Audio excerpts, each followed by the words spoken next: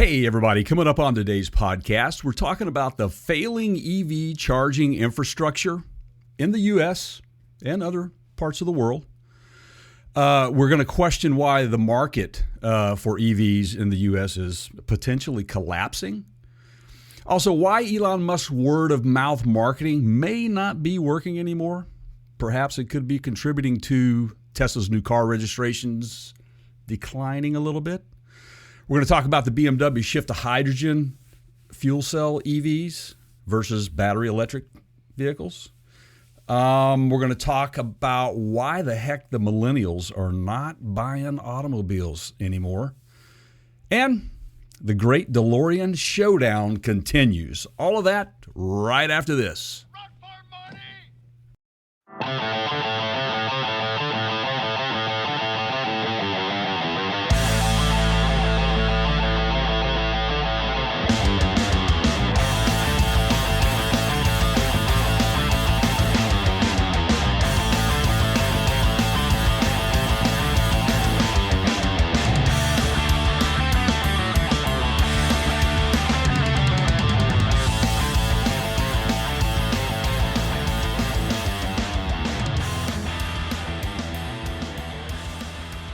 Hey, everybody. Welcome into the Counter Show podcast.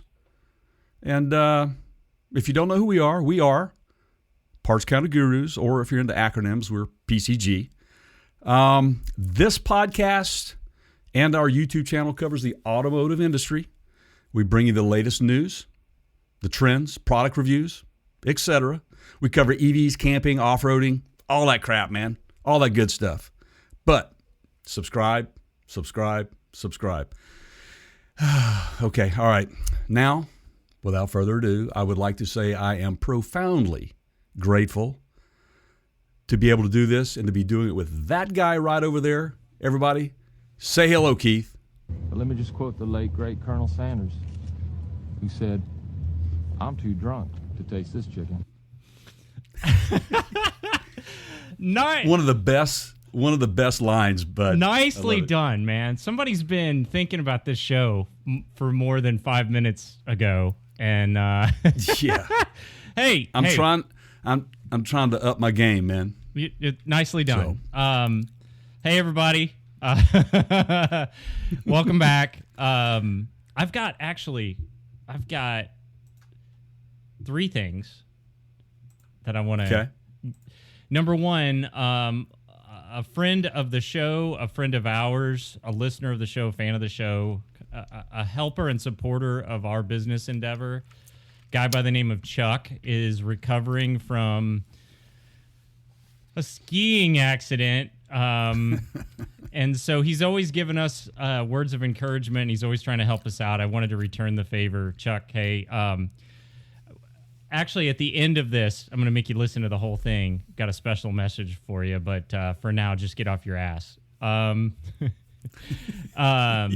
also Dennis, I love it. who had a fall not skiing, but is in rehab as we speak, might be out of rehab by the time this comes out. Either way, keep doing your exercises and get back on your feet. If you guys, Dennis did a whole bunch of voice drops because he has a professional a career in the radio industry. He's a professional. Worked alongside the great Pat O'Day at one point in his life career. So speedy recovery to Dennis, and also thanks to Racelon, who did our show music that I abruptly cut off.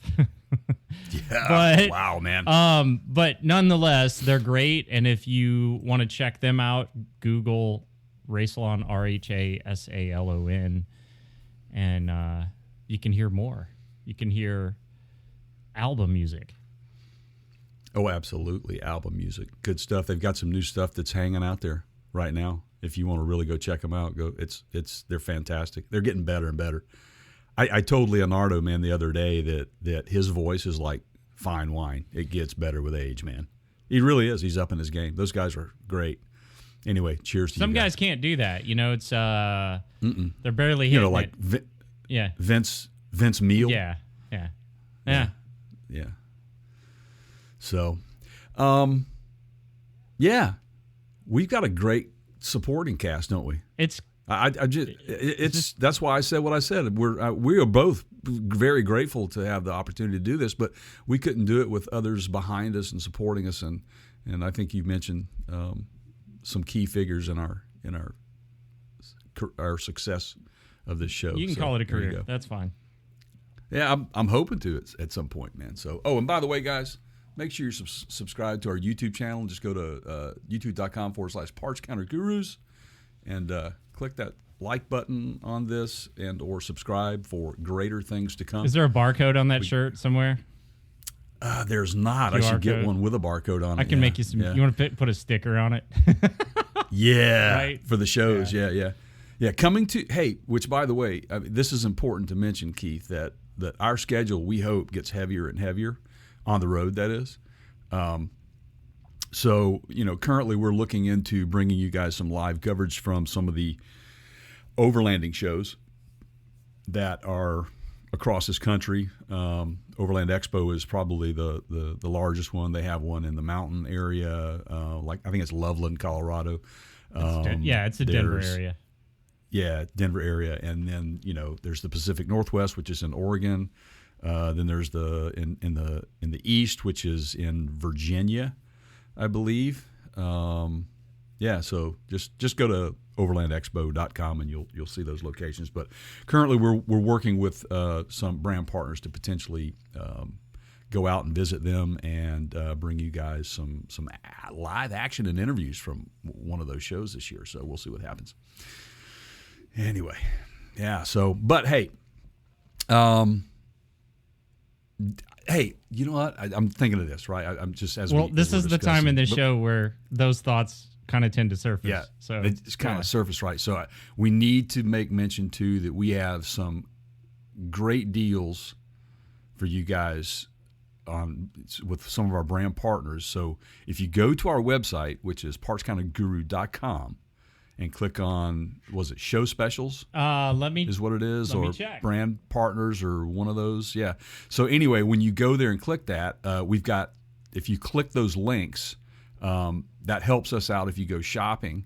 But most importantly, if you look at some of those links, there are actual promotional codes that are exclusive to us and to our listeners. Meaning you get a use discount, those codes. right? You get On a discount. a lot That's of right. cases on anything they sell, not just a particular item. It is show specials, by the way. You were correct. And absolutely. And here, there's an Amazon link too, because everybody's getting their tax That's returns and they want to go buy tchotchkes on Amazon too. exactly. How many drunk Amazon purchases do you think? But like a lot of that probably gets returned, right? Probably.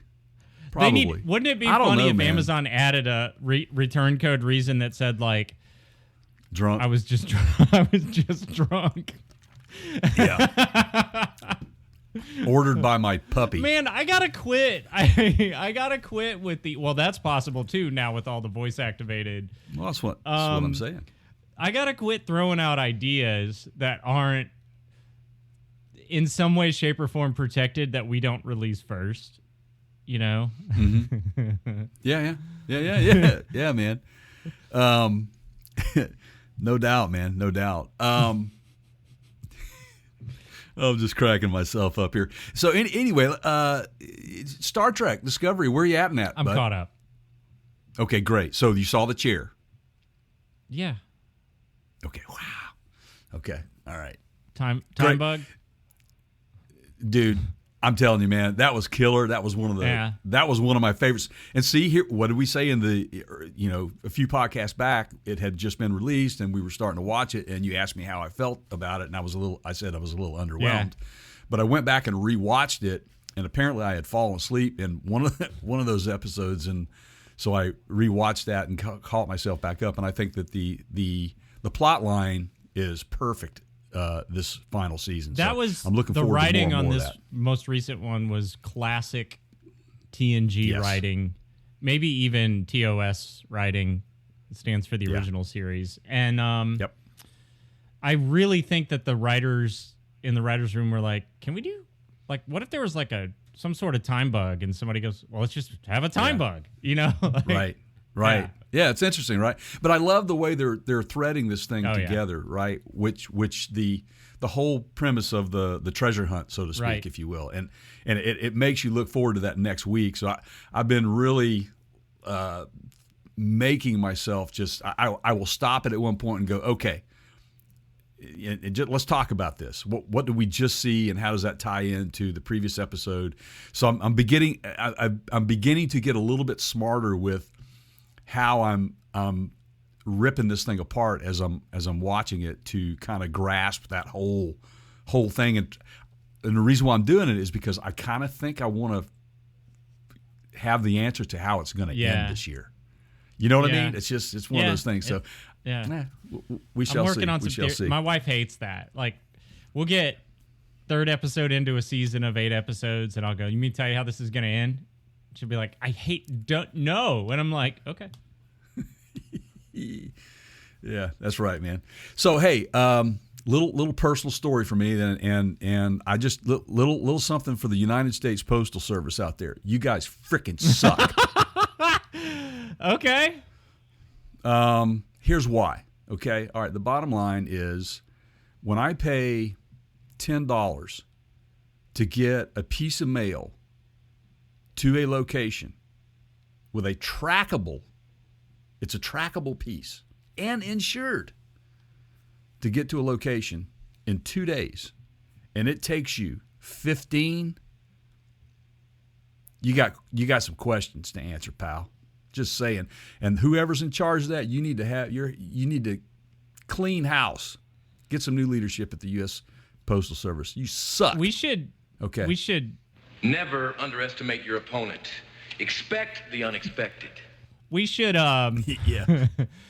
we should do an episode on suggestions to fix the Postal Service.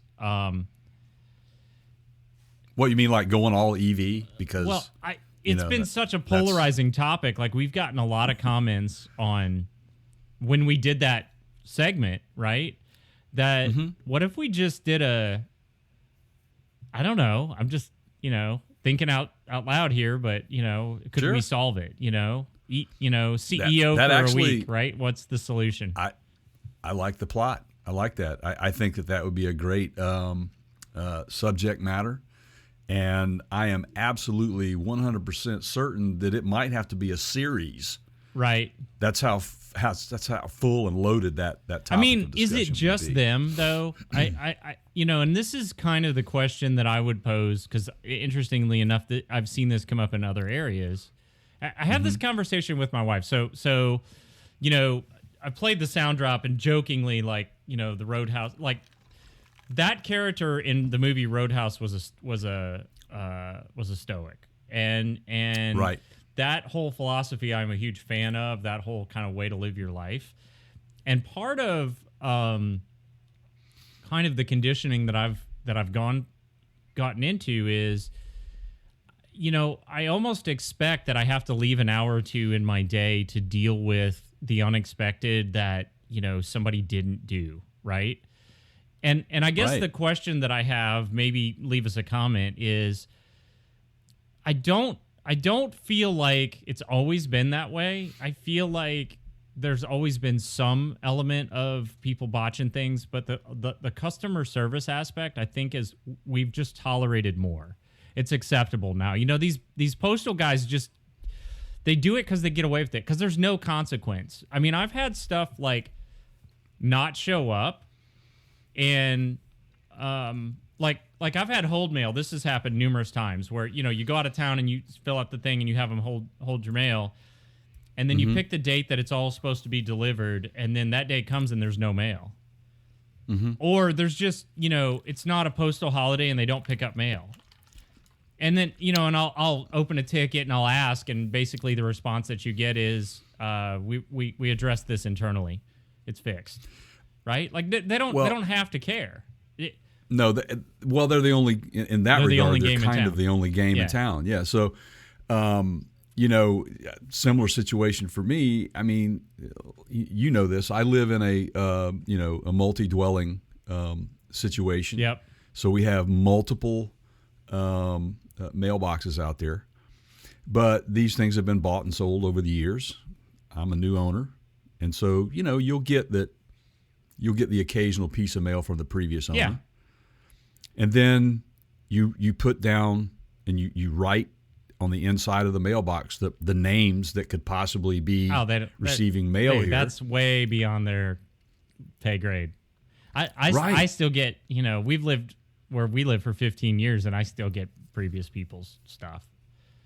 Well, yeah, I mean, I've been here for, 8 years now, man, I guess, somewhere around there. And what was weird is that we stopped getting the previous owner's mail like maybe 6 months after we moved in, and hadn't since until late last year. It was like multiples, like tax documents, and it was like crazy. And it still says on the inside of the mailbox when you open it that person is not part of the group that lives here. It'd be interesting to know, like, from an insider that worked in the Postal Service, like, is it just so much red tape that, like, the carriers can't, it's just not possible to fix? Or is it just that they don't care? I honestly am curious. I don't know. I want to know. Well, it really kind of ties in, Keith, to what we're going to be talking about today, and it's called infrastructure. Yeah. I mean, anything that our government has their hands in, it's just absolutely a train wreck right now. But I think it's also happening in the private sector. There's just this burden on your staff that it's like, well, what difference does it make whether I care or not? I mean, the outcome is the same for me, I guess, and I was having a conversation yesterday with someone about the food industry. Some of these larger chains that, they all have the same menu, but yet you can go from one location to the other of a specific chain, and it would be horrible at one location. Service is terrible, and it's just, I think it's regional in a lot of cases of the quality and level of service you're going to get. That's an interesting, and some of it's the franchise, right? Like, so absolutely, if you have a franchise owner and they actually own that location, they're more interested in making a bigger profit. They want it to go better. Interestingly enough, Cummins, and I don't know this to be factually true, but I've heard it from multiple people. A lot of the Cummins factory service centers in the heavy duty side, diesel engines and whatnot, used to be franchises. And I live in Nashville, and I've heard, again, this isn't verified, but Cummins apparently brought a lot of the franchises back under the corporate management. And what I do know is that the local Nashville center, like a lot of the people that I used to interface with on the service advisors, they're gone. Like, they just all one day just weren't there anymore. So it sort of smells like there was a big change, right? Right. But right. I got this yesterday. I dropped off my RV for some service, which I called a couple weeks ago and scheduled. Like, that's why you call, right? It's like I need to have the generator serviced for this 1,000 hours, and I need to have, like, I needed an oil change, and the engine brake was throwing a fault code. Anyway, I get there, and the girl that is, I guess, a service advisor, she's like, well, I don't know that we're going to be able to get to the generator service. And I was like, why? And she goes, well, unfortunately, the people doing scheduling aren't here, and we're really backed up. And I'm going, well, that's you guys. Like, I didn't say this to her, but I'm like, you kind of need to work that out with whoever's doing your scheduling and get that fixed. Like, it's not okay to just come back to me and go, tough, can't do it, right? Like, I scheduled this, right? So now you're telling me I got to drive it 30 miles home and then take another 2 hours out of my... And so I said this, Jay. I said, well, how many hours, like, what does this job involve? And she looked at me and she goes, how many of these have you done? Ooh. And I'm like... I'm like, dude, that'd be and like, I'm thinking, you don't know. I may just be a co-owner of an automotive podcast where you get called out on something like that. You just better be careful. Anyway, you don't ever say that to a customer. Because the answer could be more than you. Right. You're not back there turning wrenches. How many have you done? Anyway, I think she's probably not incentivized to care. That's the point. Probably not. Right? And Probably that's not. She's not the one. She's not the one out there, booking the hours. So that's the question is, right? Like Postal Service, repair shops, whoever, right? Like, is it the point where we've just put so much burden on the infrastructure that there's just no way they can care and nobody can afford to keep up to pay them to care? I honestly don't know. I'm just trying to... I think you asked some really great questions there, and I think that there's a lot of truth there, but I think the bigger question is I think you have to point back to when did this start happening? When did this start becoming an issue in the service industry as a whole? Interesting. Yeah. So if we can sort of find, okay, all right. Yeah. I mean, that for me, I think you go back to when they shut the country down, man, for COVID. Oh, I think we all looked at each other and said, "Hey, this will never be the same." Because you really started seeing people's attitudes then. I mean, you really started seeing who they actually were. Yeah, yeah. I mean, I was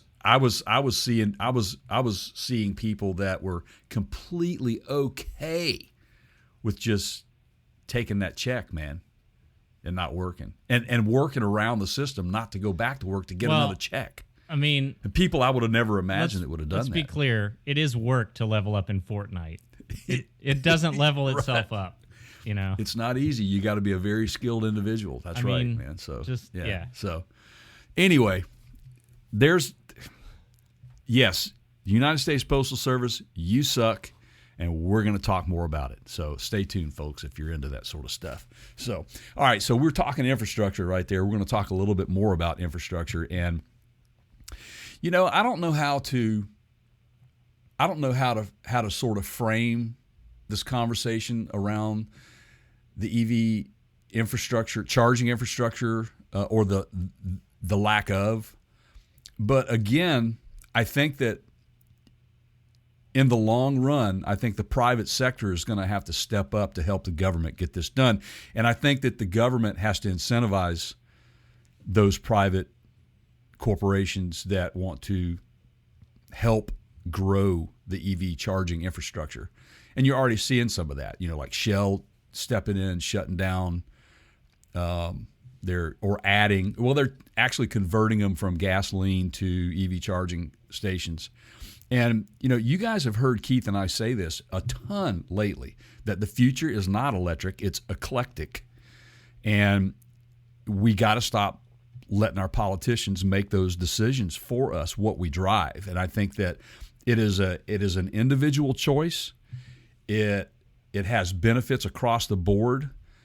If you are one who lives in a city, works in the same city, and it is a large city, then electric makes sense to someone.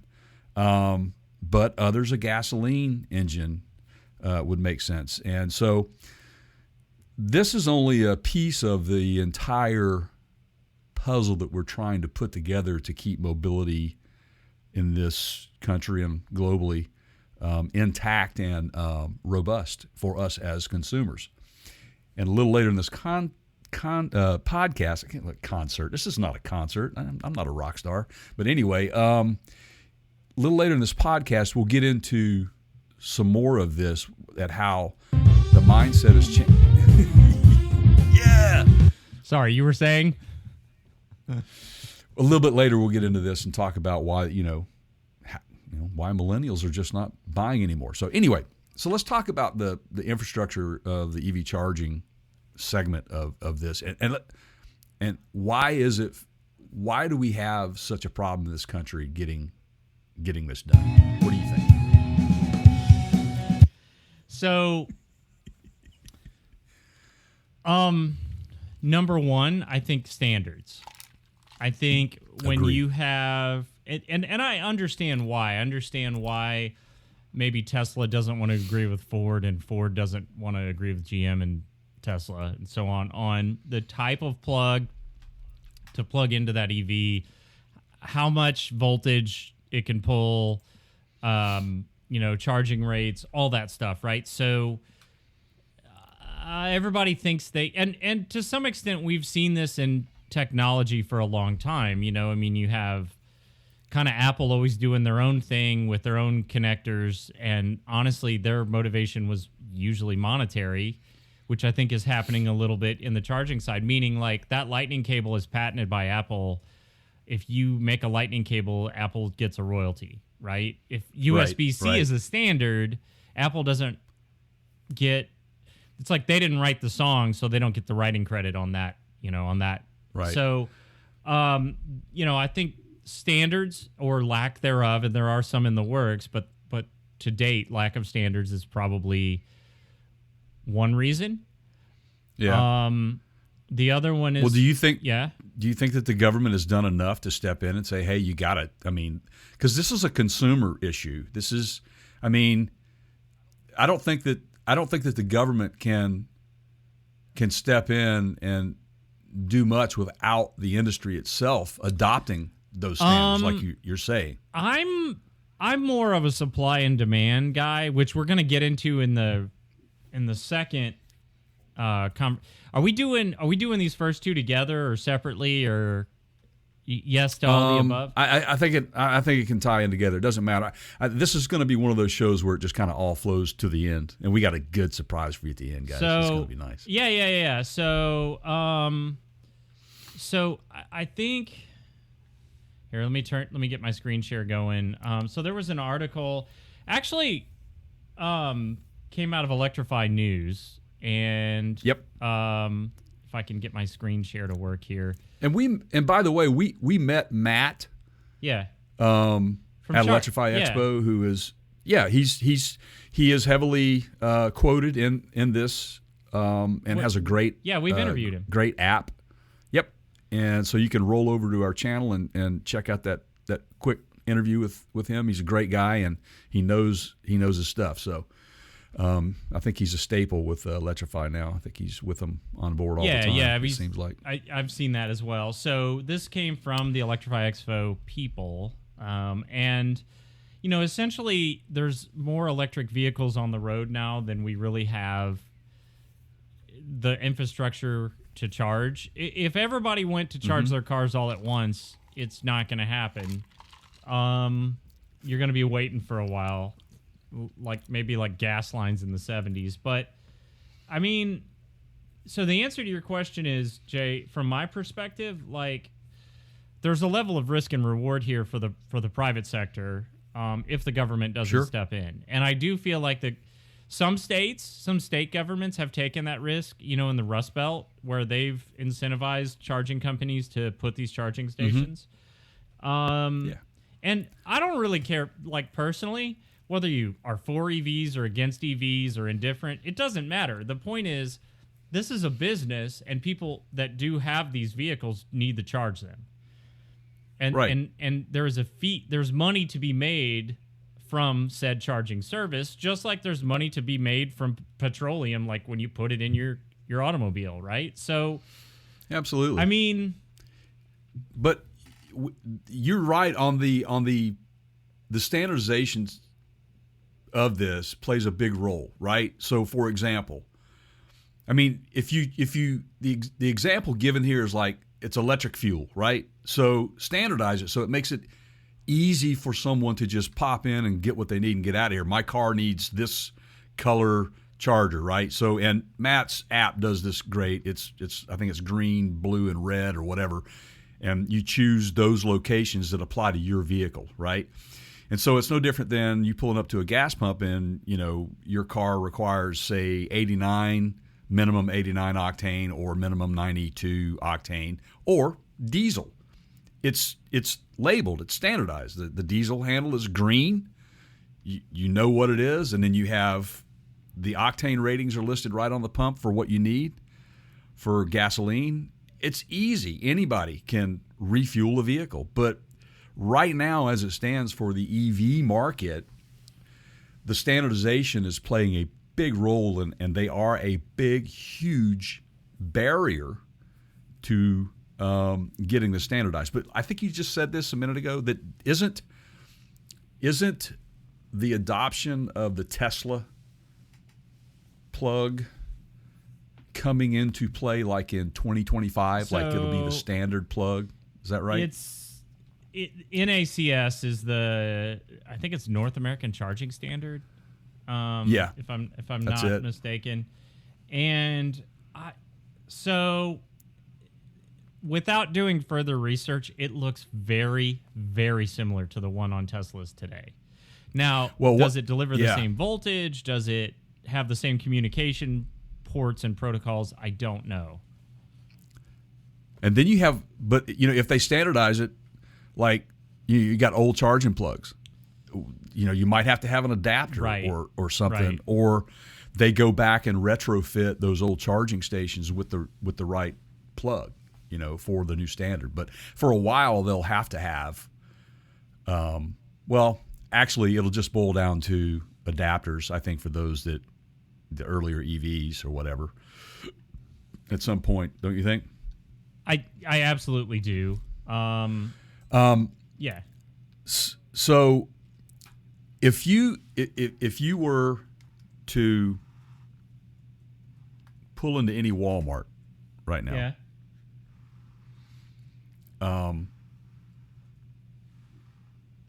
You're going to have, I think, two types of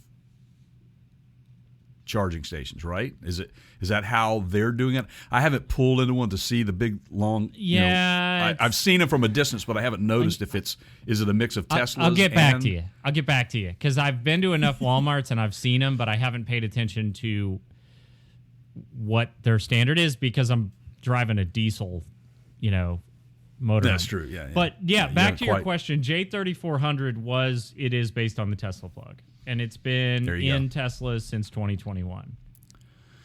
Yeah, so Tesla wins out there, right?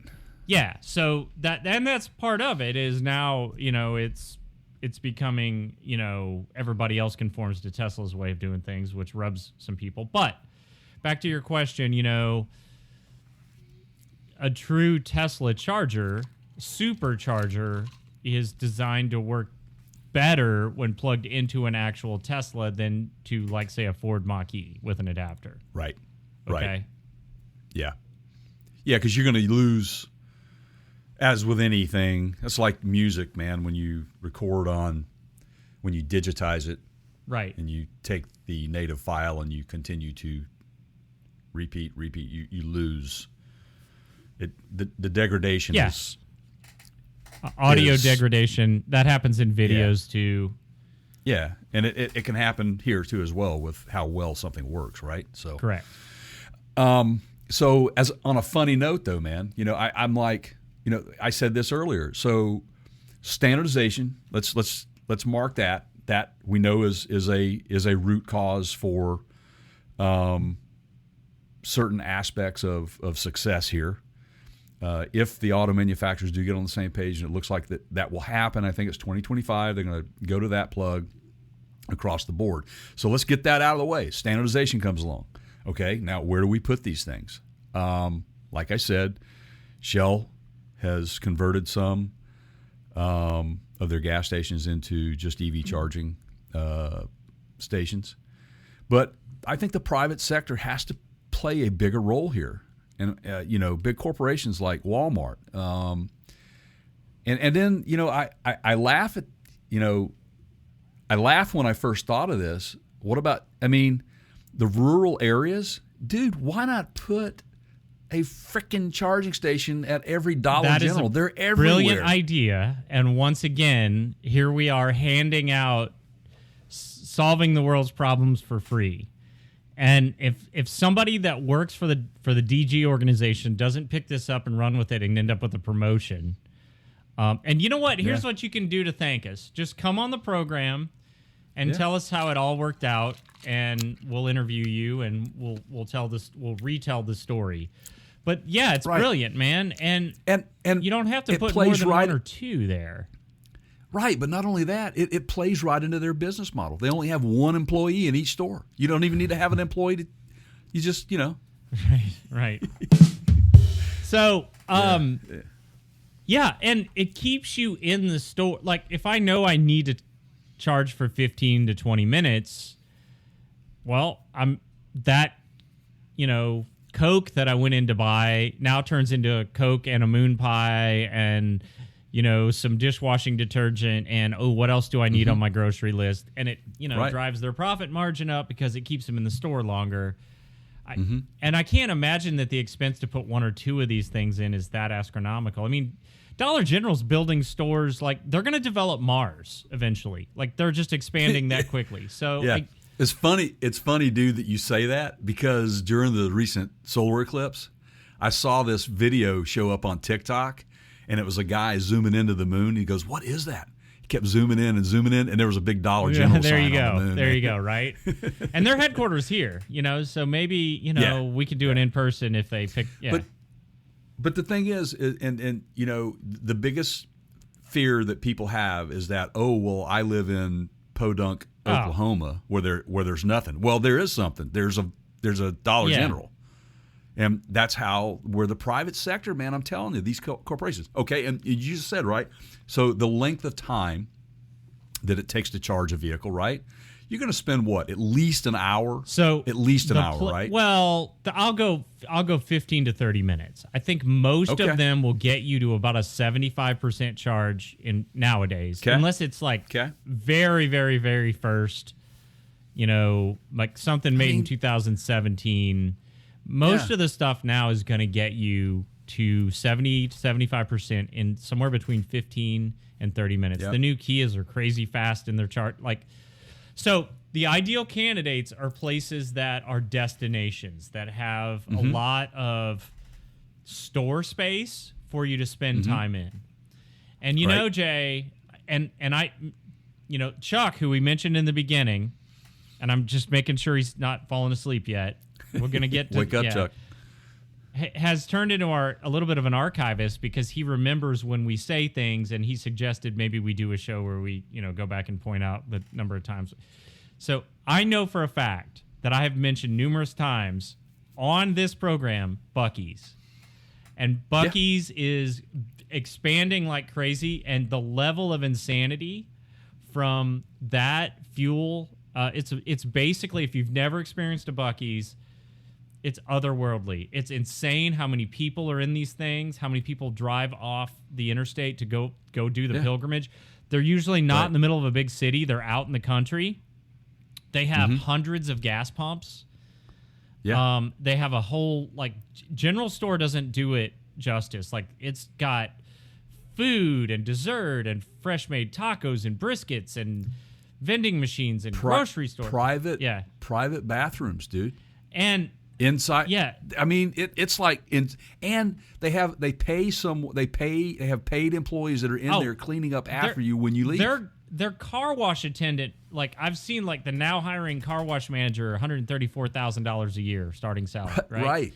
Yeah. So what I said back, and I don't know how long it's been, but these are all mostly new, and why are they not, maybe they are buying enough land and space behind the store that they could also put some charging stations, because the store model that they have literally supports keeping you in that store to buy more crap while your car is being charged. Right. Like, why a gas station in the year 2024 is building a new station and not putting some EV chargers in it is a little bit surprising, right? Right. Well, it is, but they've actively been trying to partner up, and they have with Mercedes-Benz. I hate to say I told you so. Bada bing. And it's going to take partnerships like this to get them there. And that's the thing. This is some cool stuff, man. And so you take a look at, let's see, the first Mercedes Buc-ee's chargers will be installed in Texas, Florida, Alabama, and Georgia by the end of 2023. Okay. Further expansion is expected in 2024. Buc-ee's currently has, and this was in, I think, November of last year, they had 46 locations in 7 states. 24 of those locations are already home to Tesla superchargers. So there you go. They are paying attention to what's going on. And if you look at the expansion of Buc-ee's, dude, they're popping up like mushrooms, man. Right? It's It's insane. What was the little furry creature on the original series? The Tribbles. Tribbles. Trouble with Tribbles, right? Trouble with Tribbles, right? So here you go. These guys are popping up like Tribbles. Now you're reminding me. So the Buc-ee's mascot, people go in there and they buy this doll, they buy these stickers. We actually tagged Buc-ee's when we did this a while back, where I told them that they should name that mascot. It's a beaver, right? You remember I told them that they needed to name it Justin. Right? Yes, right? I do remember that, man. Yes. That's great. Justin Beaver. I love it, dude. I love it. Justin the Beaver. So, Buc-ee's, the offer still stands. I mean, maybe put our little logo, on the beaver somewhere. Feel free to come online with us and talk to us, or just, sponsor a podcast or two. So, I'd be glad to. I'd actually like a lifetime membership. Yeah, right. Free vending machine refills for life. They don't sell alcohol. For anyone that's never been into a Buc-ee's, okay, I'm sure at some point in your life in the future you will, because they're expanding that fast. If you've never been in one, I'm telling you guys, and Keith described it, what it is and what they do for you. This is like the Disney World. It's an oasis. Yeah, of food. It's the biggest gas stations I've ever seen in my life. It's a grocery mart. It's like a market style, right? It's like a Whole Foods kind of a thing, or if you want the artery clogging pig's feet, man, they got that stuff for you too. Oh, yeah. So they got a little bit for everything. And again, Keith, I'm tying this into this because how can we help the country? And I think the private sector has got to come in and just take control. And you're seeing some of this already happen. Now, you are correct in that regard that the infrastructure is still lacking in some ways, but the growth of these stations popping up everywhere is undeniable. They're there. And I heard someone asked me the other day how I felt about the EV segment. I said I think it's a valid segment. I think that people should have that choice to drive an EV if they want it. I think it's a reliable source of transportation in in most circumstances. And you cannot deny that this is a big movement in the automotive industry. Well, you can, and people do, but doesn't. People do. It's and so delusional, that's where right? That's right, and that's where this question came from. Well, what are you going to do when the power grid goes down and you can't charge it? And I say, okay, you ever heard of a diesel generator? Yeah, well, how do hospitals run when the power goes out? They have generators that Diesel run off generators. petroleum-based, or by the way, natural gas. In the past 5 years, I can remember a couple times in Tennessee where the gas stations ran out of gas. It doesn't happen often, and most of that was panic-induced. Mm-hmm. There was no fuel short, but there were pipelines that broke and people freaked out, and it basically hurricanes, natural disasters, all those sort of things cause. That. It's like, and I've seen that too. I've seen the whole social media post where guys are like, "Man, you stuck in traffic on the interstate and the cars are stopped. I hope your EV. What are you going to do when it runs out?" Well, there's people sitting in that same line that have an eighth of a tank of gas. What are they going to do? Exactly. In theory, the EV will go. It can idle cheaper. It does idle cheaper. Depending on how hot or cold it is outside, but this is true. If it's not running all the cooling systems, but I don't know. I'm just saying. I think we're making the same point here. Why do you care? Yeah. And unless somebody is telling me what to think or do or buy, I don't care. Mm-hmm. Right. Variety is a great thing. Options are a good thing. Yeah. This is so funny, man. I saw one of our competitors in the industry, in media, post on Facebook asking the question. And they're an automotive blog, right? They asked the question on a Facebook post. It says, let's see if I remember this correctly. Oh, why is the auto industry forcing electric vehicles down our throat?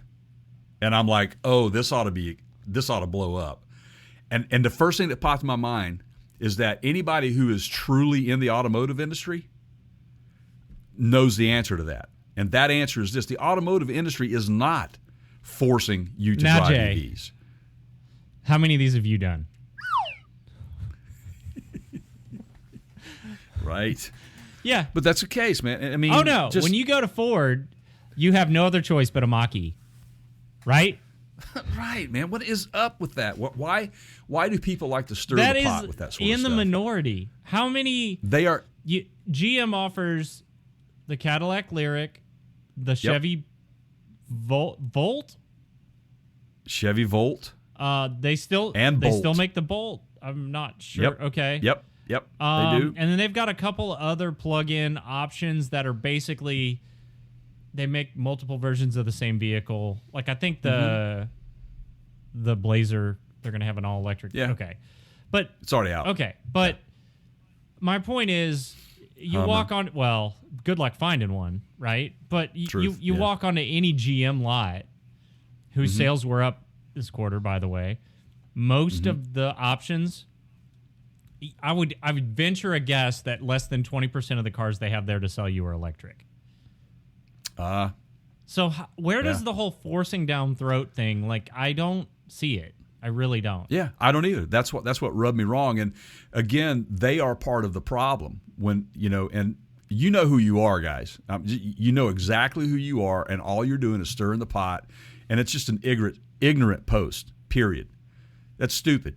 This is a robust industry, and you can produce a vehicle that runs on compressed natural gas. You can produce a vehicle that runs on diesel. You can produce an electric vehicle. You can produce a gasoline vehicle. You can produce a hydrogen fuel cell vehicle. What's your point? I think. Well, I mean, we're all guilty of this. You have sort of your own personal beliefs, and we look for supporting arguments to support those beliefs and convince ourselves. Mm-hmm.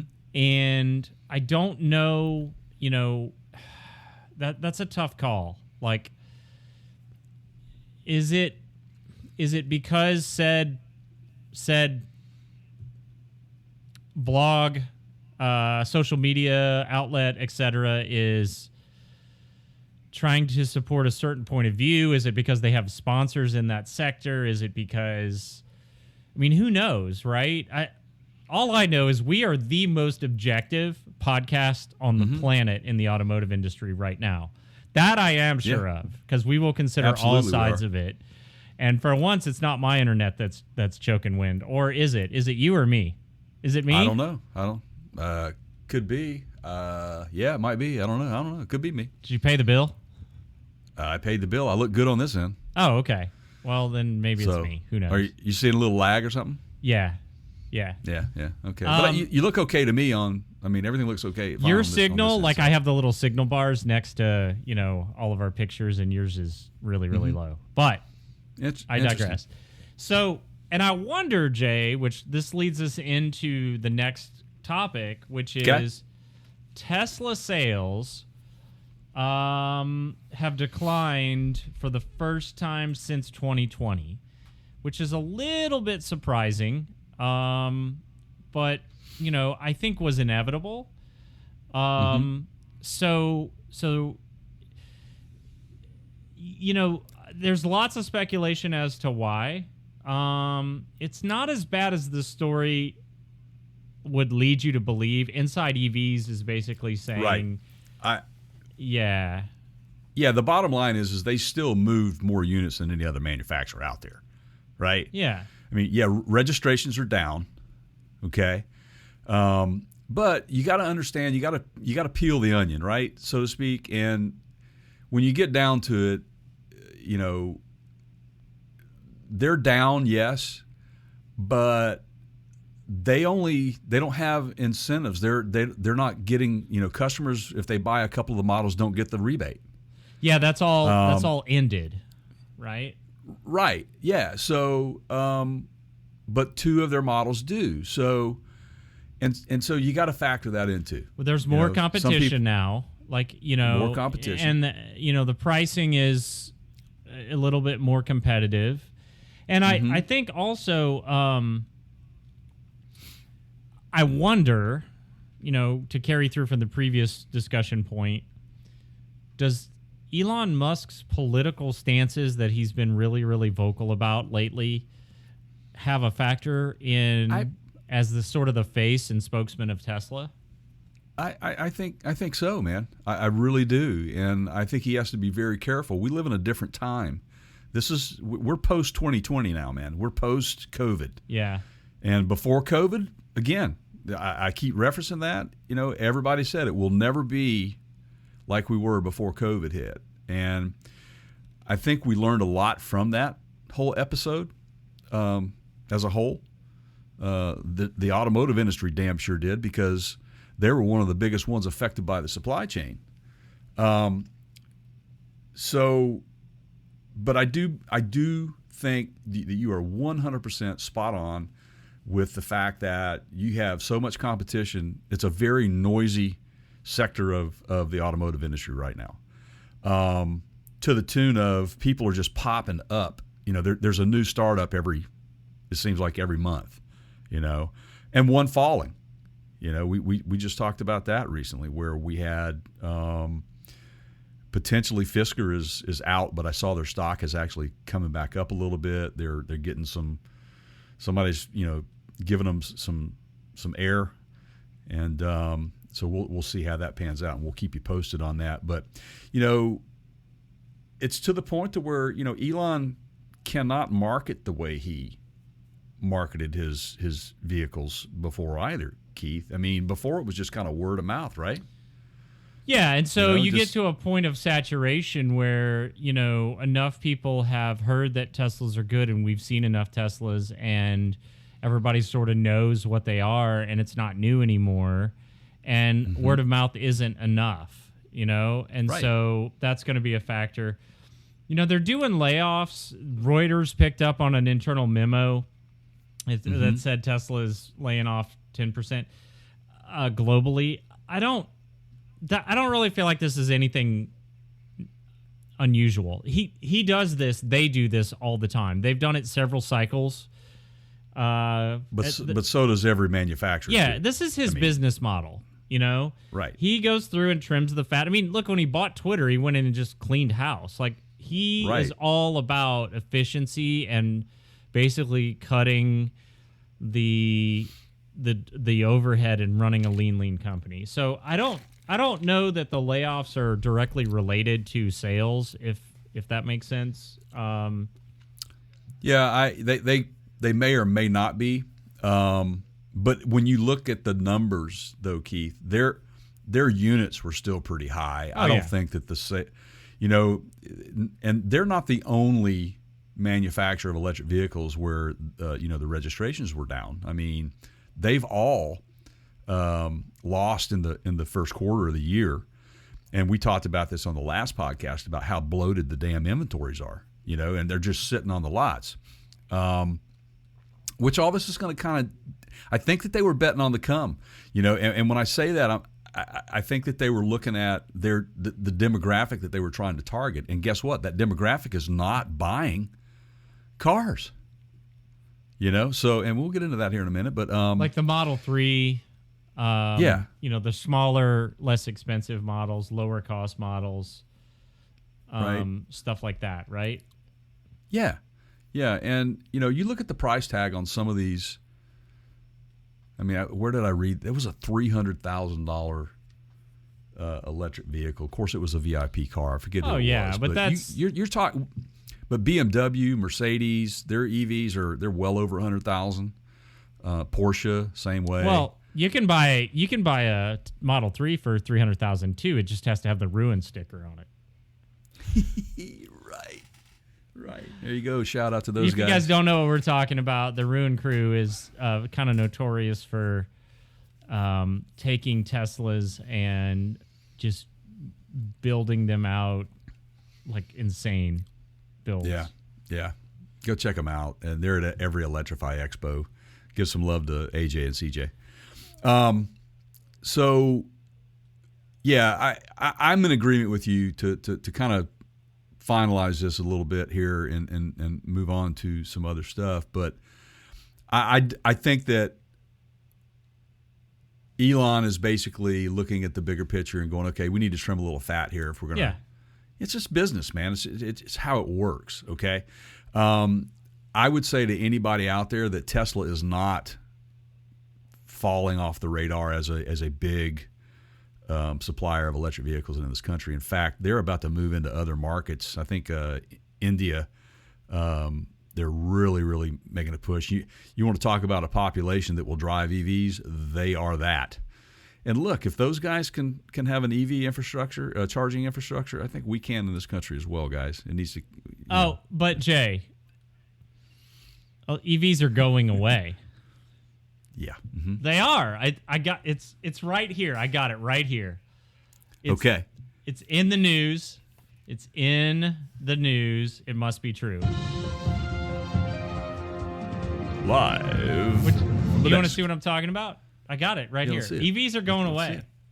BMW's not going to do them anymore. Oh, is that right? It's true. It's true. Look. This comes from cleanindustries.com. BMW says goodbye to electric cars. Hydrogen engines begins a new era. This is a couple months old, but according to a report from Information Trends, hydrogen engines are likely to become the future of automobile transportations. EVs have been the primary focus for now. I'm adding that part in.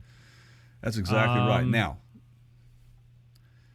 hydrogen. Yeah, man. BMW is working on it. Everybody's working on it. But see, this is what I hate about this is clickbait. And it is. There's a guy that happens to be a content creator in the automotive sector that does this kind of crap, and it drives us crazy. It does. Why people, I don't understand how people can watch one of his videos in its 20-minute entirety with a title like So Long Toyota or Rest in Peace, Honda. Right. And then come away and not be pissed off at that guy for lying to them. I don't get it. Right. And they come back for the next video. I don't know. Maybe we just need to start lying to people, right? Yeah, we won't do that. But I don't think we can. BMW is not going to start. They are not saying goodbye to electric cars. They are not going to stop making electric cars this year or next year or the year after that. Nope. And yes. What are they becoming? They're becoming more eclectic. Yes.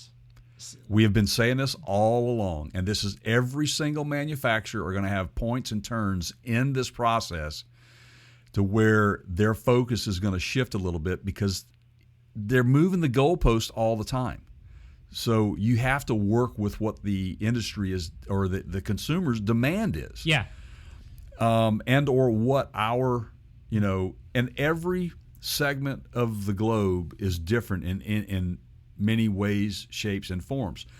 You've got parts of the world that they've got it together and they're very heavy on electric vehicles, where you have parts of the world that typically run on diesel. They're running everything diesel. It depends. Okay, so here is the key, right? Yep. Different fuel sources have different strengths and different weaknesses. Okay, right.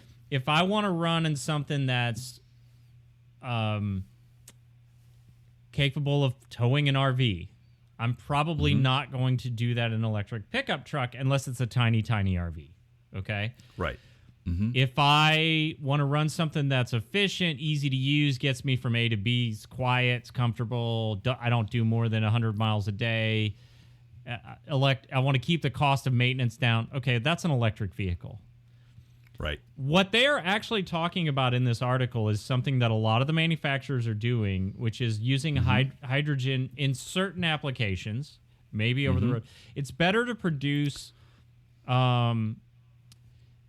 it's got a basically, I'm looking for the right word here, but it's that stable, constant power that it produces. What you're not going to get out of it is the torque and off-the-line speed that you would get in an electric. And what they even go into that here in this article. They're like, well, the BMW iX5 that they're working on, that's a hybrid with hydrogen, also has it has electric assist. Where did I see that in this article? So it's not. How can you say that electric's going away, and in the same article you're down here talking about it's a hybrid electric hydrogen? You guys, whoever wrote this, you get an F. You get an F. Don't go home and quit your job. You fuel cell electric is what they're talking about. That's different from a hydrogen internal combustion engine. You're still producing electricity through a fuel cell. Yeah, it's electric. It's another way to get electric, right? So, but you can run an internal combustion engine on hydrogen, but it doesn't make it 100% clean. It's still putting out emissions and NOx, whereas the fuel cell electric, it just the byproduct of that is just it's water. Yeah, which is nice. That's it, right? But if it is an internal combustion engine, and what makes that so different, it has to be so. They have to force so much air into those things. The air to fuel ratio has to be. It's so much greater than a gasoline engine, and they just haven't cracked that nut yet. As far as that, they have, but it's too costly, man. And at the end of the day, man, the consumer has the right to choose what they want to drive. So I agree with you 100% here, Keith. And I grabbed this article to read it, and when I started reading, I'm like, this is totally not what the title is all about. And the bottom line is what I wanted to bring up was BMW, like every other manufacturer out there. We just talked about this about Toyota. Toyota backing off battery electric vehicles and mainly focusing on hybrid. But it's still, at some point, there's electric going to be involved in this stuff in some way, shape, or form. All of these versions of these vehicles that we're talking about, they are stepping stones to eventually becoming an all-electric society at some point. But we are a long, long way from that because we are so reliant upon fossil fuels for everything. For one, they're reliable. In certain instances, I've said it before, they have a purpose. So to come out and make a bold statement and say that we're banning the internal combustion engine, that is the stupidest thing. And Gavin Newsom in California, man, putting that mandate out about they can't sell gasoline engines anymore in California, I think by the year 2030 or 35. I mean, it's like, are you kidding me, dude? You can't run as it is, and you're going to take that away? Oof. I feel so sorry for no wonder people started leaving in droves, man. That's my opinion on that one. But hydrogen is a good source, a good alternative to get to where we're trying to get to. And so I commend BMW for playing around with that. But while still keeping their lineup of gasoline engines, as well as what is it, the I series? They got like 5 of them. Yeah. That are and electric versions. And they're great. They're great automobiles, man. They really are. I mean, so I think with you, man, when I'm listening to you extract from this story, you're more pissed at the article than you are the substance of the article. You guys, you don't know the number of times that Jay and I have conversations on the side throughout our days where we're like, just basically get a load of this. Like, it's just so ridiculous, And yeah. And then it's usually like, can you believe this? Can you believe the kind of what And they got away with it, and and it's just when I see that stuff, I get a little rubbed. Well, I get a little rubbed. I think, with you, man, when I'm listening to you extract from this story, you're more pissed at the article than you are the substance of the article. And then it's just when I see that stuff, I get a little rubbed. look, we have, and I think Keith, you feel the same way that I do here. I'll speak for you on That's this. fine. Is that we have a responsibility, I think, to our listeners to give them our opinion, but we deal in the world of facts, right? So it's our job to sometimes go and pick on some of these blogs. Are you suggesting writers, that the guru could potentially mean that we actually know what we're talking about, and it wasn't just a random choice? It may certainly have a factor in that. I mean, so. it's kind of. But again, yeah. It is our responsibility to bring you guys this news and stuff. But if we see something and we don't agree with it, we're going to bring that up too, and to kind of prove the point that, hey, don't believe everything you read, or hey, let me just. How about just read? Where's my the more you know drop? Like, you get Jay Right. on the cover of one of those library posters in 5th grade, and he's Right. like, read. that is the problem we have with today, the tech like article, on social media. it's got like, how to fix Yeah. how to fix a fuel pump. Step 1, read. Right. Yeah, definitely read that. Don't miss that. Yeah. But Jay, that is the truth. I mean, How many of those have you what? done? Anyway, I digress. Anyway, that's the problem we have, is that same way on social media, people just don't read. They look at a If it's a meme, it must be true. right. Yes. Right. Have we really become Yes, that? I think so. in I society? really do. Are we really that bad, Yeah. man? I think so. Gosh, man. Thank God for movies like Did you guys? Unfrosted Yeah. coming out. Did you guys didn't know this? The latest meme is, if you don't go to our Amazon store and click on the link to buy your Amazon stuff, your computer's going to crash. So I'm just saying. That's a meme. Mm-hmm. You heard it here. We'll That's right. we'll post it, on socials to make it true. Right. Yeah. Anyway, there's some good stuff coming out. That Unfrosted with Seinfeld. Yeah. In it, I can't wait to. It's. I think May the 3rd is when it drops on Netflix. Gives me something to watch other than the Fall Guy movie. Yeah. Right. And I'll tell you something else. I'm gonna watch. I haven't watched yet, which is Greyhound on Apple TV Plus with Tom Hanks. You won't Have be you seen it? disappointed. Yeah. Right. I know I won't be disappointed, man, because it's. I mean, we just finished watching about the World War II fighters or the pilots. Oh, I know the one you're talking about. Yeah. It was on Apple as well. That was a Steven Spielberg, Tom Hanks production, and so anything those guys touch is just fantastic when it comes to this sort of stuff. I absolutely love it. But speaking of movies and famous movies, which is hold up before you get there, I wanted to just point out one more thing, because I know where you're going, and I'm sorry to interrupt you, but it's okay. Just what we do to close the loop on this whole EV conversation. Okay. Do you think that the hydrogen options that are going to come in at an affordable price point on the consumer level? No. I think that where hydrogen is going to be more effective is going to be at the commercial level, where they are for long haul vehicles, stuff like that. I think that's that's what's going to where it's going to work. I don't think that they can bring that. I don't think they can bring the cost of that vehicle. I mean, you got a lot of things in play. Now there. let me mess with that theory just a little bit. Let me see if I can poke some holes in it. Okay. Okay. Go ahead. Let's say that it's okay. I pointed out earlier in the program, I probably wouldn't buy an electric vehicle to tow, like if I had some heavy, like an RV or something like that, right? Yeah. So Cybertrucks and Hummer EVs are $100K plus typically, right? Right. Okay. Right.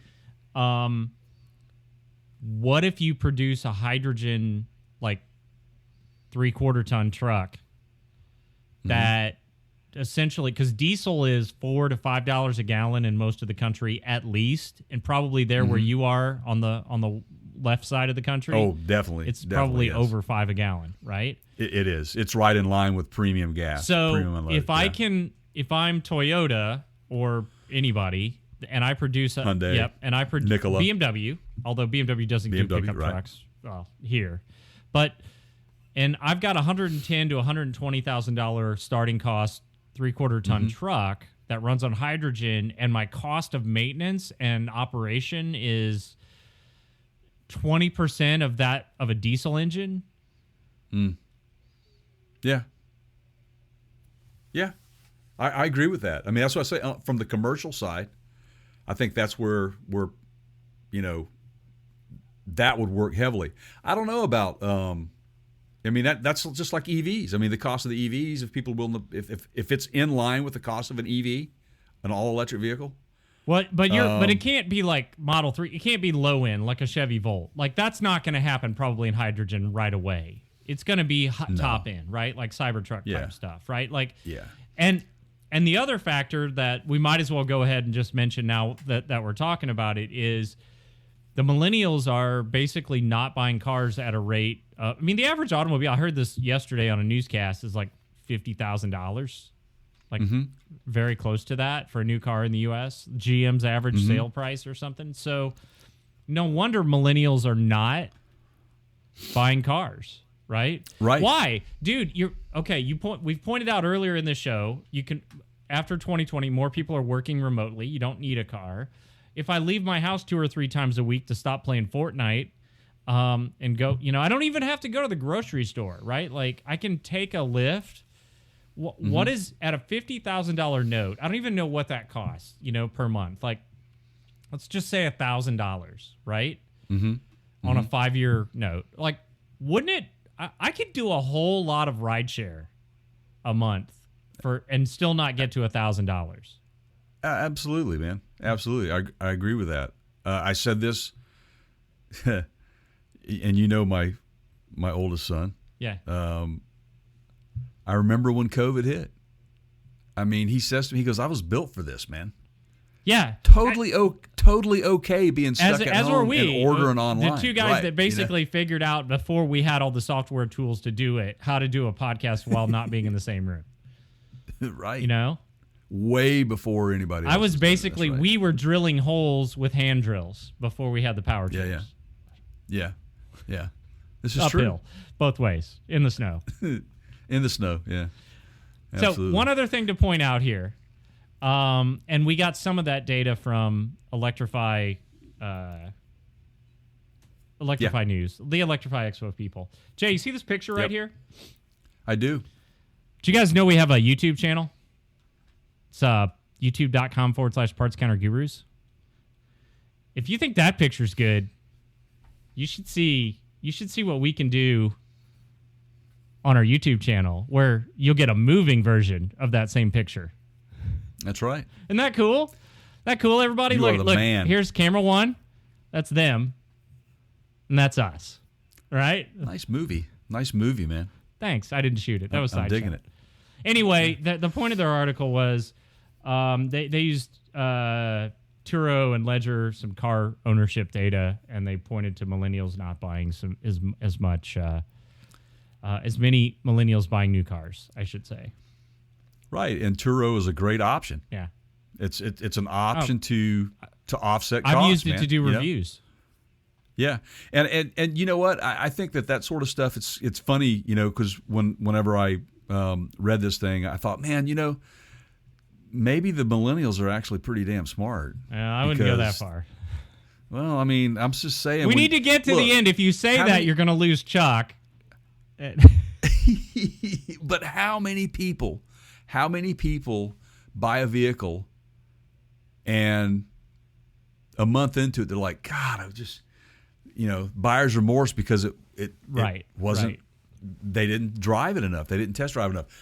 Turo is a great way to just go test drive something that you might be thinking about buying, man, at an affordable cost. I mean, what was it? I don't know. I rented a Nissan Murano, man, on the last trip. And then the trip before that, I rented the new Tacoma, the next generation Tacoma.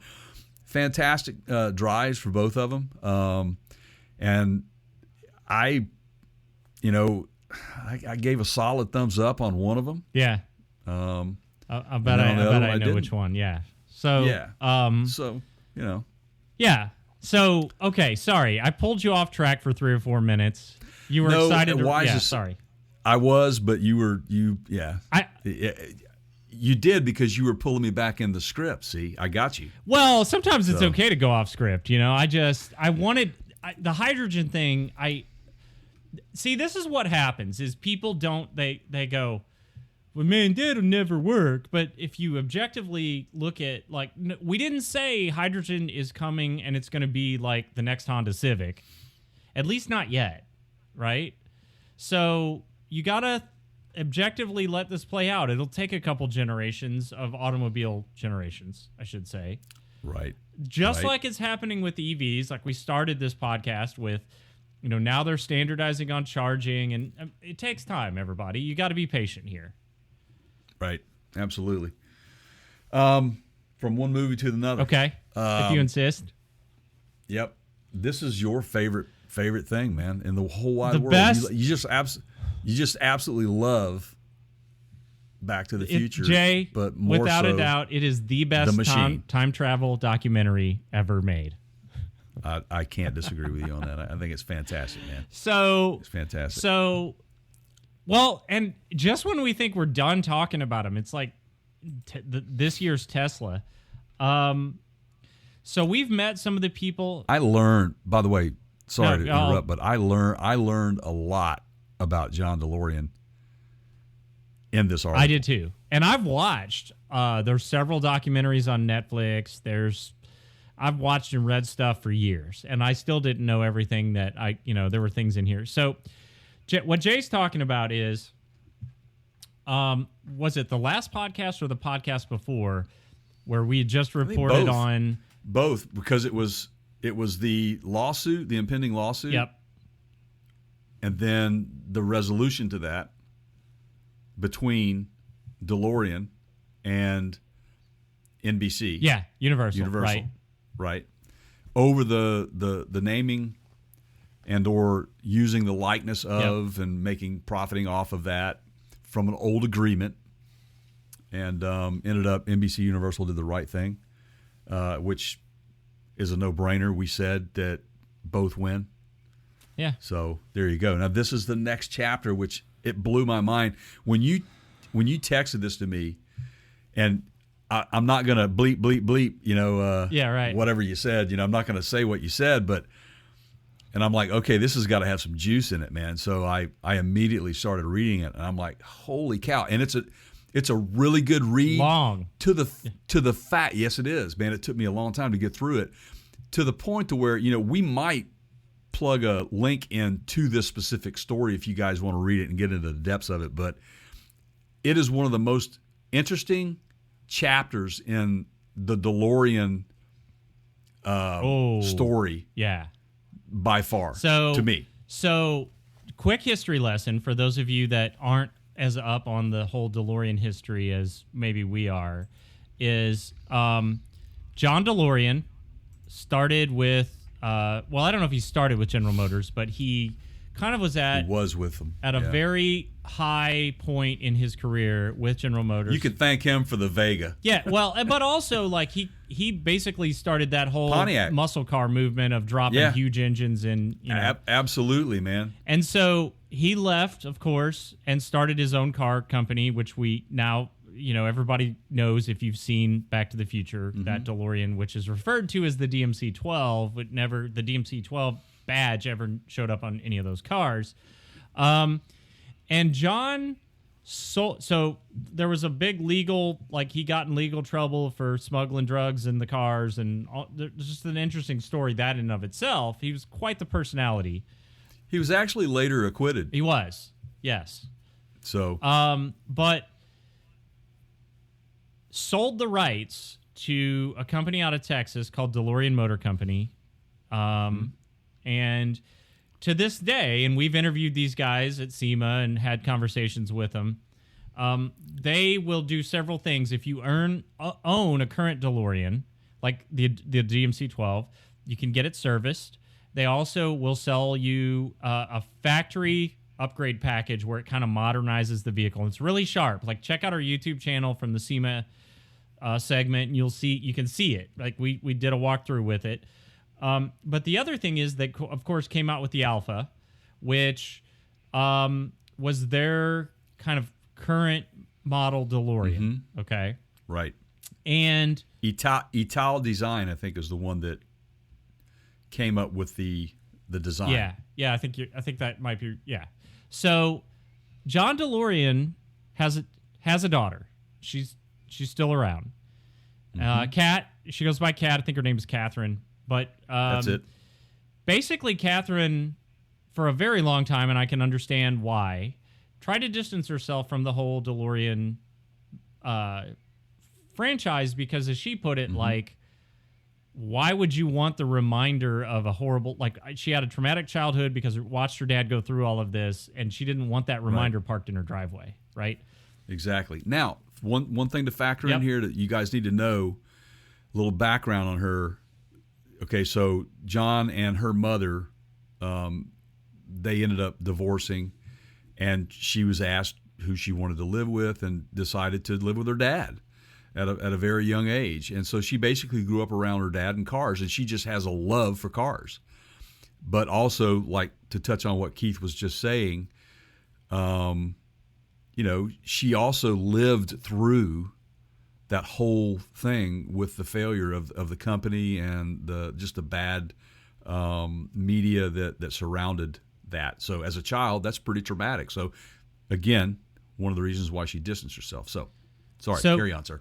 No, all good. So she reminds me a little bit of, I think it's Abigail Disney, one of the nieces of Walt Disney that has always been very vocal of the Disney company about, that she's not happy with how they run the company. So Kat is not a fan of the current DeLorean Alpha. She is not a fan of the company. Nope. She has said it without mincing words on social media, basically that this was completely opposite of what her dad wanted, and she does not agree with how the current owners of the DeLorean brand are running the company. And she thinks the Alpha's ugly and all that.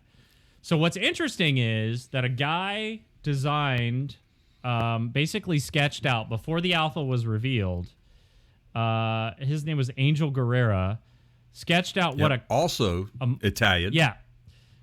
Sketched out what a current modern version of the DeLorean could look like, and she loved it. And somehow it circulated to her, and she's put this plan in motion to try to make it a reality. Now, she has an engineering background and wants to develop engineering academies, if you will, around the country, and wants to use to incorporate this new car into that vision. And this is a big undertaking. I mean, it remains to be seen whether she can pull it off or not. But the big issue at hand, of course, is she does not own her own name, meaning she doesn't own DeLorean motor cars. She doesn't own the DeLorean car name. Exactly. So if you release a DeLorean and you are the daughter of John DeLorean and you want it to look like a DeLorean and you want everyone to know it's from the DeLorean heritage, how do you do that, right? Right. And they get into that a little bit in this article, which comes from Wired. This is one of the best articles I've seen written about anything in the automotive sector in months. So good job, Wired, whoever wrote this. And it's so much so that, Jay, I know it'll never happen, but I started thinking, man, if there was another Back to the Future movie, I don't want that to happen, but I'm just saying this new car in that movie would be holy cow. Yeah, I like its design much better than the Alpha 5. Yeah. And what is she? So first of all, let's make note for our listeners that DeLorean Motor Company, as we know them now, that entity sent her a cease and desist because they caught wind of her doing that using her own name. So she has to get around it in a way. I personally think that something's going to come of this, How soon and when, I don't know. But talk a little bit about how she's had to structure this and put it out there for people legally. She still uses the DeLorean name because she is a DeLorean. I think as a DeLorean, if that's your name, you have the right to use that in your company name. She's very carefully trying to step around it. So JZD, which is her dad's initials, was the model of this current design that she's showcasing. Right. And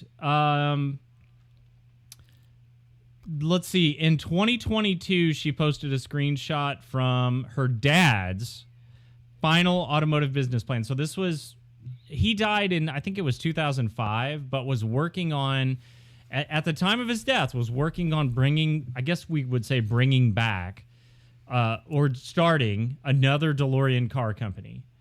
Right. And he wanted it to shake the automotive world, which would be believable from a guy like that. He's done it before, right? He wanted it to be an affordable car. And so she's trying to carry that forward. Right.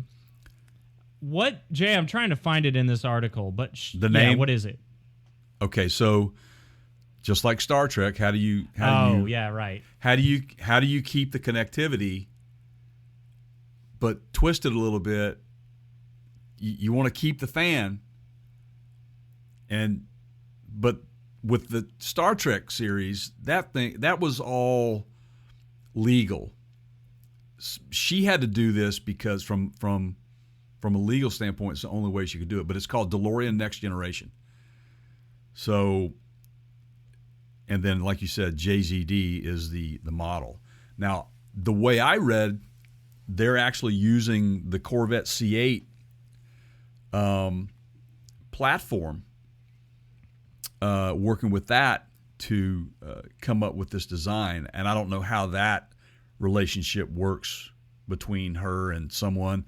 So obviously you can prototype anything. You can borrow and use from anyone, but to go into production, that's where the hurdles come in. So I don't know what ultimately the what's underneath this thing, what it will ultimately be. What I see looks good. That is a good looking car. I know. If that thing gets made like that. Yep. And noticeably, what's not there? The famous doors. But they said earlier they would include them. Maybe on that design they didn't. They didn't include the gull wing doors, but I don't see how she doesn't keep that in because it's synonymous with the original DMC-12, right? Actually, I'm looking at another picture, another angle of it. It does look like I can see him here in this first, like you can see on the roof. Yeah. It just may be that he didn't put the lines. That rendering, yeah, exactly. Yeah, I see that now. So, and at first, that's the alpha. Honestly, man, that's the version that DeLorean Motor Company made right there on screen. That's not the same. Yeah, and no, it's not. But oddly enough, though, if you look at the design, there is some similarities. With the louvered back. Well, sure, but the original had that too. I mean, you gotta, But I'm talking about just the ass end of it looks, really thick back there. Yeah. It's really stout. That rendering of that particular image right there that we're looking at, I see a Corvette in there. Yeah. But, I don't know. I think you see that in just about every manufacturer that's out there. You're going to notice certain characteristics in design that are similar to other models out there that are of another manufacturer. And I've been saying this for a long time, that the M Series Beamers, the new ones, if you look at the profile of those things, man, it looks like they stole the design from Ford Mustang, the late model Mustangs, as well as the Jags. All three of those vehicles, to me, have some similarities in way, in a way that it looks like they're borrowing certain things, and that just happens. That's just how it works. So anyway, I don't know what to think of this other than I was really impressed with the article and the detail they got into about some of the legal battles that the challenges she has right now, which is there was supposedly a stepmother that got some proceeds from his death that Kat did not get. And it's questionable as to whether or not they were actually even married. So I think she's looking deeper into that. They touched on that as well. It's a very interesting story. There's always that drama. Yeah. Yeah. I mean, I think at this point, we've come long enough. I know there's been some documentaries on John, and his failures, his life, his failures, etc. But dadgum, man, I think that they could make a documentary about bringing the DeLorean back alone, just period. What has happened since, it died, and then Back to the Future series brought the thing new fame. Well, Jay, I've always wanted to do a documentary. Well, there you go. Are you game for it? You want to reach out to Kat and her team and let's see if we can get you in there? Yeah. But I think that it's worthy of a story in itself. It's like, the reinvention of DeLorean, man. Bringing it back from the dead. I mean, yes, we know what the movie series did for that car from a notoriety standpoint, and put it in pop culture to a degree that I can't even imagine the revenue that just the car alone being in the movie brought them, let alone just the movie. Right. You know what I mean? And so that's why this sort of stuff is a big deal, and that's why current DeLorean, the owner of DeLorean Motor Company, and Kat is having the issues that they're having. That original DeLorean was very innovative, but it was far from perfect. And I don't want to give the wrong idea to anybody that hasn't heard me talk about it before. I don't think it was an amazing sports car. It's kind of a dog. It was just, It was. I mean, it had a Peugeot engine in it. It was horrible, very underpowered, problematic. It didn't have paint on it. People think that was intended. You know why it didn't have paint on it? It's because he couldn't have. It's a costly addition to the process, so he didn't paint it. I think he would have probably rather have had it painted. Yeah, but they had to cut costs. But it was so iconic in so many other ways, that absolutely that all sort of made up for it. Look, there are very few cars that you can drive today that are 30 and 40 years old that you pull up, and if it's just in anything close to the condition that it was in when it was made, you're going to turn heads. It's going to be a conversation piece, and everybody's going to want one, or they're going to want to get in it, or look in it, or ride in it. Exactly. And that, to me, is all you need to know about if that car is worth being, owned or not, right? Exactly. So what else you want to add to that? Man, that's it for, I think. Oh, right. So, Jay, for those of you, okay. So 2 things, everybody.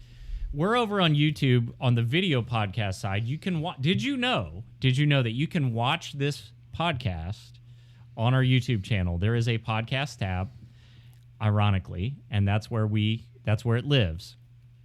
Or you can go to probably the easiest way is to go to our website at partscounterguru.com and get the audio links for all the different audio feeds, meaning Spotify, Apple, YouTube Music now, which is the audio version of the podcast, Stitcher, you name it, we're on them.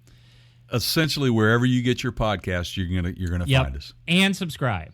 That was the other thing. So Jay's shirt, as a reminder, says subscribe to my channel. It doesn't have the QR code so that you can find the channel, which means if you see this shirt on Jay and he's passed out drunk, you're not going to know which podcast to subscribe to. You'll have to either wake him up or figure that out. But I'm just making fun of you. Or you can just well, I was going to say, should I tattoo one on my ass? Just in case I don't know. It might. I don't know. We'd probably change our rating on the show. But okay. Well, yeah. All right. So please subscribe and thank you to those of you that have, and to those of you that make us a regular part of your lives. We appreciate that very, very much. We're having a good time doing this. So if we're good to go, I mentioned at the beginning of the show. Anything you need to add, Jay, before I roll on? I don't think so, Keith. I just, just follow us on our socials. Please go over and follow us. Please just subscribe to whatever we're doing out there. And don't forget that helps us out tremendously. And don't forget, if you are in the mood to buy something that is related to the automotive industry, we got some great brand partners out there. Go to our website at partscounterguru.com. Anything helps. And Jay's working on some more too. So there's hopefully going to be some camping gear discounts and stuff like that coming soon. Yeah. Yep. Hope so. Ironically, we started this show and we were talking about our friend Chuck, who had a fall while skiing and did some damage and broke more than he thought he broke at the time. And so now he's been going through physical therapy and rehab and all that. And ironically, I found this quote before I found out that happened. So, Chuck, I don't want you to think that I care so much that I went out and found this just for you. But I care just enough that I put the two together. So for those of you, and this is true for all of us, but any of you guys that are having a tough time going through things, especially physically, if you're tired, if you just can't get through the day, if you're just trying to push to that next goal, whatever it is from a health perspective, this would probably apply to Dennis as well. A guy by the name of Mark Allen, I don't know Mark, but this is his quote, said, "You can keep going and your legs might hurt for a week, or you can quit and your mind will hurt for a lifetime." Very good. So wise. With that, for my pal Jay over there, pointed the wrong direction. He's over there. I'm Keith. Thank you guys for watching and listening, and we will see you on the next one.